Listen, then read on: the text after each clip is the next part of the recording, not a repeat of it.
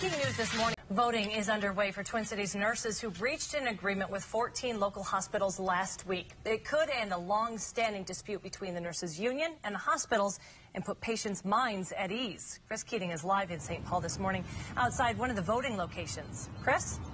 And Rebecca, as you'll notice at this hour, nurses are not picketing, they are voting today. Right now, we're standing outside union headquarters in St. Paul, and you'll see nurses going in and out of this building, casting their ballots.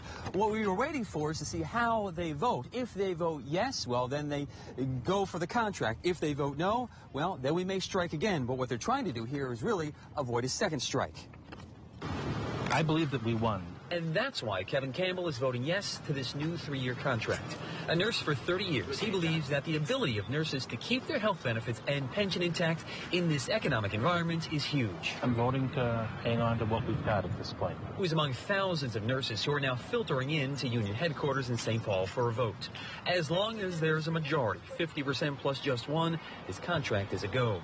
The deal has nurses getting no raise in year 1, 1% in year 2, and 2% in year 3. What it does not do is put in place strict nurse-to-patient ratios, which is what the union called for. Passage would avoid a strike. However, if 2/3 vote to reject, then it could lead to another strike. However, all the nurses we spoke with say they're voting yes. No, we didn't get the ratios, and we didn't get the acuity-based staffing. We got a lot. Charles Clark says what mattered to him is that the hospitals backed off on taking away the nurse's ability to close a unit when it gets busy, refuse patients, and floating protections, which keep a nurse from working a floor they're not skilled on. While the union is suggesting a yes vote, the issue of nurse ratios isn't dead. Nurses, we're told, plan to look for help next from the legislature. I'm happy, I'm relieved, but I don't think the drama's going to end. We're going to take our fight to the state and demand these ratios.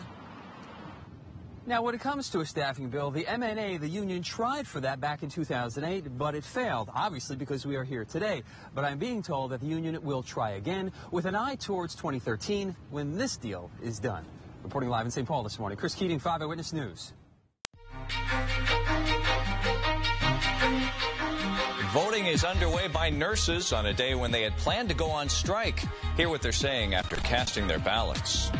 Thanks for joining us today. I'm Mike Binkley. This was supposed to be a strike day for about 12,000 union nurses, but instead they are voting on a tentative deal reached last week. It does not include what the nurses said was their top priority, better staffing ratios, but the union is recommending that they approve the deal. Holly Wagner is live at union headquarters in St. Paul. What are you hearing, Holly? Well, Mike, none of the people that we've talked with so far tell us that they're voting no today. However, a few of the people that I talked with this morning wouldn't comment either way. Now, just more than half of the nurses who turn out today have to vote yes to approve the contract. I worked last night. I would have walked out this morning. So this would have been our strike day today. Instead, Kathleen Sullivan and thousands of other nurses are voting on the hospital's new contract proposal, a proposal that did little to address the staffing concerns the nurses spent months fighting for. It's politics. I think you have to do what you can and not cause... I know some people feel very bad, but I think for now, we got it as far as we could. We'll go back to, say, staffing again. It's not a dead issue. It's just for now, this is as good as we could get it. The proposal does keep the nurses' pensions and health insurance in place without any cuts and gives nurses a 3% raise stretched out over 3 years. I think most people are going to vote for it. Christy Ricks said she voted yes for the contract, and most of the people we asked said they did vote yes, but there were several who wouldn't say. No. After months of negotiating, one strike, and the threat of another, some are just happy to see an end in sight. I want it to be done.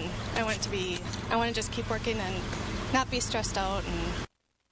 Back out here live at Union headquarters, you can see the parking lot is full. It's a busy time for nurses to be out here voting, and they have until 10 tonight to do so.